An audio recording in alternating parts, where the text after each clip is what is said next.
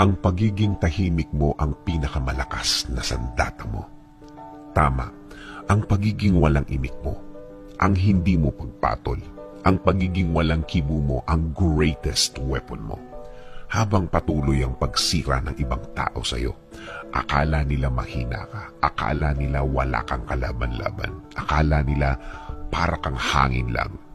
Kahit naman ang hangin kapag naipon, nagiging bagyo. Pero ang naipon mong lakas, sa iba mo gamitin.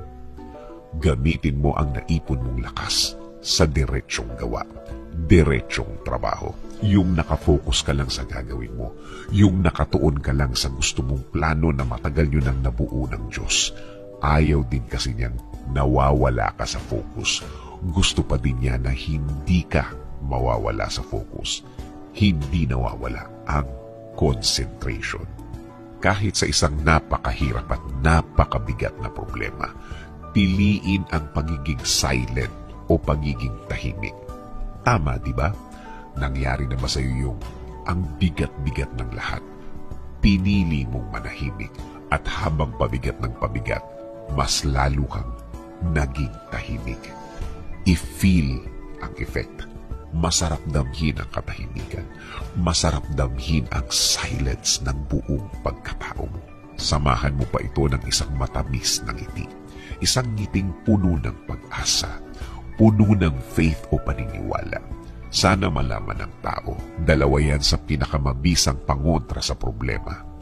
Ang silence at smile, ang katahimikan at ngiti. Naisip mo na ba ang isang buto kapag naitanim? Umuusbong ng tahimik habang palaki siya ng palaki. Tahimik pa din hanggang sa magkaroon ng mga dahon, mga tangkay, tahimik pa rin hanggang sa maging puno na malaki, puno na matatag. Walang nakakaalam na naging puno na siya. Complete silence pa din, nanahimik pa din. Katahimikan. Katahimikan ng buhay, katahimikan ng buong pagkatao, katahimikan sa harap ng problema. Payo ko, ituloy lang ang pagiging walang imik, ituloy lang ang pagiging walang sinasabi. Hayaan mong basahin nila ang katahimikan mo, hayaan mong iba-ibang interpretasyon ang lumabas dahil sa pagiging tahimik mo. Let us pray. Lord, bigyan niyo po ako palagi ng katahimikan. Katahimikan ng puso, isip at buong pagkatao. Sa pananahimik kong ito, hindi po ako malakas. Inaamin ko po sa inyo, Panginoon. Ako po ay naghihina at alam ko po na kayo ang dapat kong kapitan. Alam kong kayo ang dapat kong paniwalaan na ang lahat ay magiging okay, ang lahat ay magiging maayos, ang lahat ay magiging tahimik. Kakapit pa rin ako sa inyong magandang plano. Kakapit pa rin ako sa inyong magandang bukas na pangako. Alam kong ang lahat ng oras na may problema ay mabilis na lilipas, mabilis na mawawala.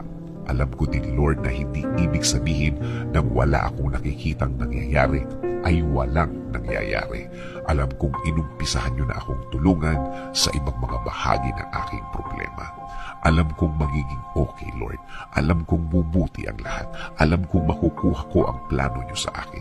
I-guide niyo po ako at ituro mo sa akin, Lord, ang tama at tahimik na paraan.